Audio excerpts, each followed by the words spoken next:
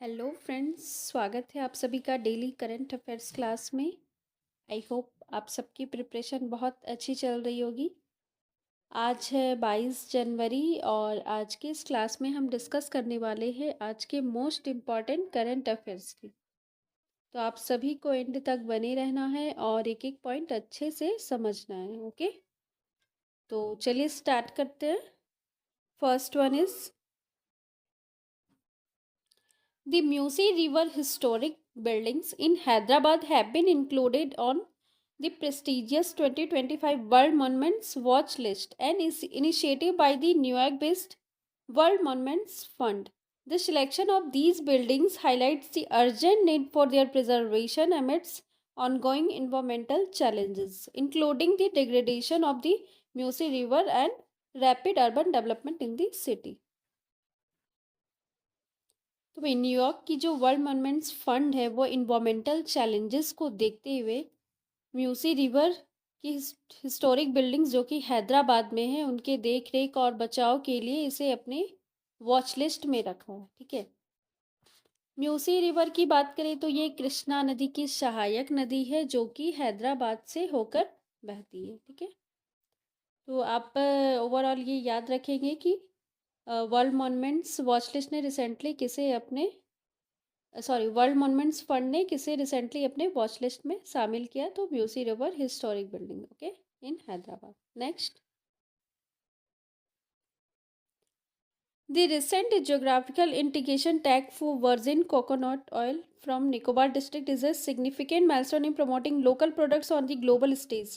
The Prime Minister expressed his belief that this move would help position Andaman and Nicobar as a leading contributor in the global market. तो भाई recently Nicobar district की जो virgin coconut oil है इसे GI का tag मिला है। ठीक है, और इस पर प्राइम मिनिस्टर नरेंद्र मोदी ने भरोसा जताया है कि इससे इसे ग्लोबल मार्केट में अपनी पहचान बनाने में मदद मिलेगी। Next, the confederation of Indian industry anticipates India's gross domestic product to grow by 7% in the physical year 2025 to 26, driven by an uptick in private investments and employment generation. तो भाई confederation of Indian industry ने physical year 25 to 26 के लिए GDP का अनुमान लगाया है 7%। ठीक है, ये 7% से ग्रो करेगा 25 से 26 में। Next, HSBC India has received approval from the Reserve Bank of India to establish 20 new branches across key cities, marking the largest expansion granted to a foreign bank by the RBI in over a decade. तो भाई HSBC को RBI का 20 नए branches खोलने का approval मिल गया। ठीक है, और ये एक दशक में बहुत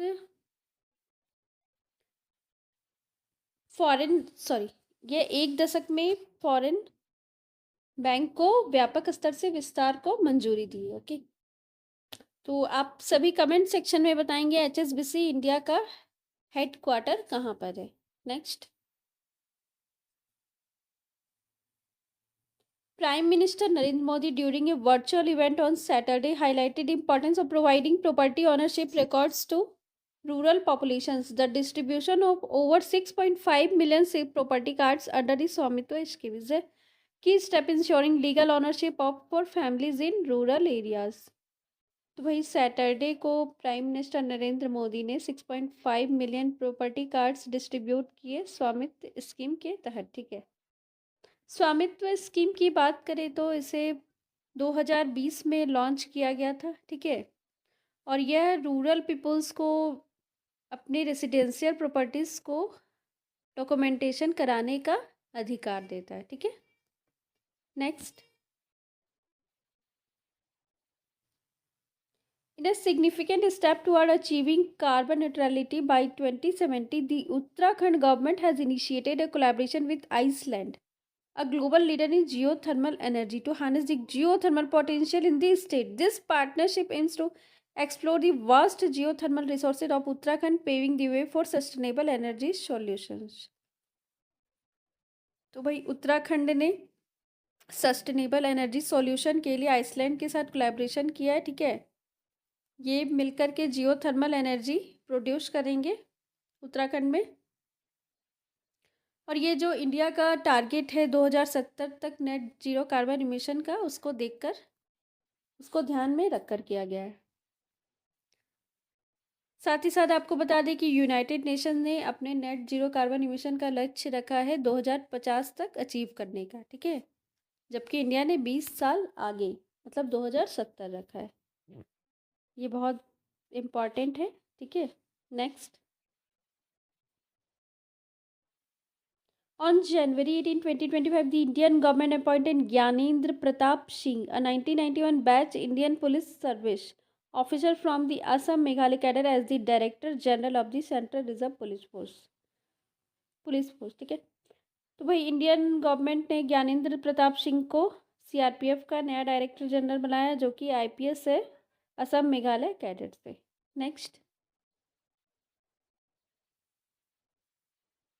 India has made history by clinching both the men's and women's title at the inaugural Kho-Kho World Cup 2025 held from January 13 to 19 at the Indira Gandhi Arena in New Delhi. This landmark event featured 23 countries across 6 continents with 20 men's and 19 women's teams competing in the fast-paced 7A side format. तो वही kho kho world cup 2025 जो कि 13 से 19 जनवरी तक new Delhi में चला, ठीक है। तो उसमें इंडिया ने मेंस एंड विमेन टाइटल दोनों हासिल करके इतिहास रचा। Next, Victor Axelsen and An Se Young clinch the men's and women's singles title respectively at the India Open Super 750 badminton tournament in New Delhi. तो न्यू दिल्ली में जो India Open Super 750 badminton tournament हो रहा था, उसमें मेंस सिंगल टाइटल मिला है Victor Axelsen को और विमेन्स सिंगल टाइटल किसे मिला है, एन से यंग को। Okay. Next, Dennis Law, the iconic Scottish footballer renowned for his prolific goal scoring and charismatic presence, passed away on January 17, 2025 at the age of 84, affectionately dubbed the King and the Lawman. Law's illustrious career left an indelible mark on both Manchester United and the Scotland national team. तो भाई Dennis law जो कि एक Scottish footballer थे, उनकी death हो गई है और वो 84 साल के थे। तो आज की क्लास में बस इतना ही, मिलते हैं अगली क्लास में। Till then take care, thank you.